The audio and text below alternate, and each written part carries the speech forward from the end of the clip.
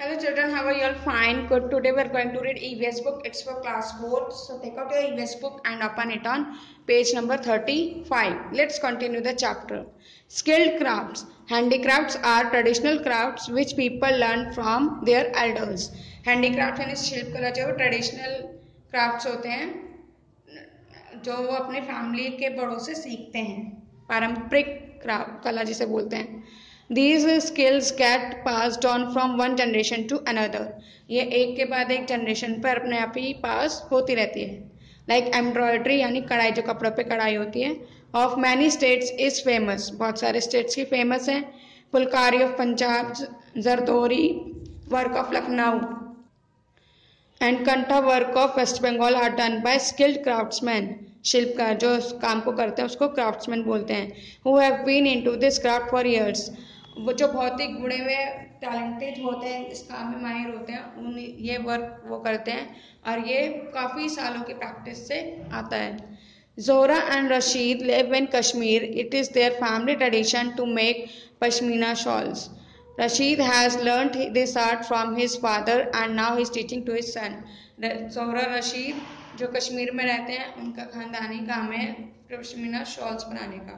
रशीद ने अपने फादर से सीखी थी, अब वो अपने बेटे को सिखा रहा है. Rajveer lives in Kolhapur from his grandfather. He has learned making Kolhapuri chappals. Specially designed chappals go as far as to Chennai.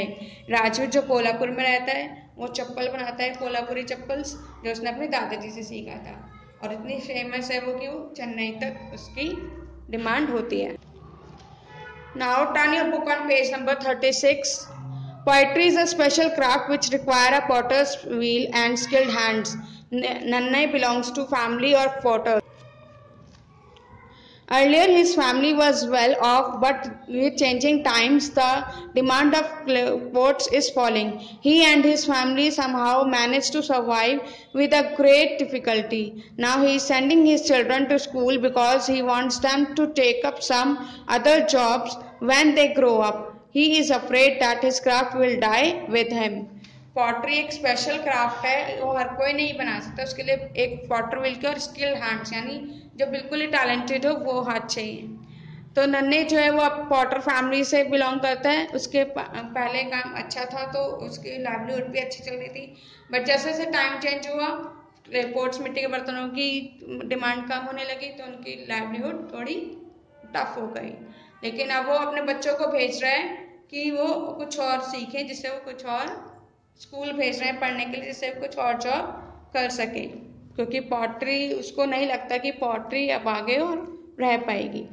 Shamshu works in a factory. People who work in factories are trained to handle different type of machines. So when he joined the company, he was given an extensive training for 8 months. This was done so that he could learn how to work on machine that he would be using to do this job. Today he is a skilled worker. Shamshu जो है वो factory में work करता है. People जो factory में work करते हैं उन्हें अलग अलग टाइप की मशीनों पर वर्क करना होता है. उसे पहले जब उसने कंपनी ज्वाइन करी तो उसे पहले ट्रेनिंग दी गई 8 मंथ्स तक कि उसको वो मशीन किस टाइप से यूज़ करनी है, हैंडल करनी है. तो फिर उसके बाद वो अच्छे से अपना काम करने लगा. Shamsher is a car mechanic and he repair car scooters etcetera. He started working in a garage at a helper. Over the years, he learned to repair cars and then started working independently as a car mechanic. He has become so skilled that people come to him to get their vehicles repaired. Shamsher जो एक car mechanic है, car scooters वगैरह ठीक करता है. तो पहले उसने एज अ हेल्पर किसी गैराज में काम किया काम सीखने के लिए. उसके बाद कई साल तक जब वो काम सीख गया तो उसने अपनी ही शॉप खोली और अब वो सब चीज़ें हैंडल करता है. तो ये सब चीज़ें होती हैं स्किल्ड वर्क जो आप अपनी बड़े से सीखते हो, एल्डर से. वो कोई भी हो सकता है, आउटसाइडर भी हो सकता है, आपकी फैमिली बिलोंग से भी हो सकता है. तो ये होती हैं skills. And now professional skills. The occupation which need special knowledge and formal training are called professions. There are some skills which are taught in a professional institutes like journalism. Doctor, engineer, architects, pilots, etc. are formally trained before they start their jobs. अब कुछ occupation ऐसे होती है जिसके लिए हमें knowledge भी चाहिए, उसकी पढ़ाई भी करनी होती है और उसकी प्रॉपर ट्रेनिंग लेनी होती है। तो इन दोनों चीज़ों को जब करना होता है तो उसको बोलते हैं प्रोफेशन, व्यवसाय। ओके, अब आप डॉक्टर हैं, इंजीनियर हैं, जर्नलिस्ट जो न्यूज़ रिपोर्टर होते हैं जो न्यूज़ आपको प्रेजेंट करते हैं, जर्नलिस्ट। इंजीनियर्स हैं, आर्किटेक्ट हैं जो बिल्डिंग्स और हाउसेस वगैरह बनाते हैं, पायलट है। तो इनकी अलग पढ़ाई होती है और वो ट्रेनिंग भी लेते हैं, उसके बाद ही वो अपना जॉब स्टार्ट करते हैं। Sujata is an interior decorator, Sujata interior decorator है। She did a course from an college, eminent college, before joining a leading interior designing firm.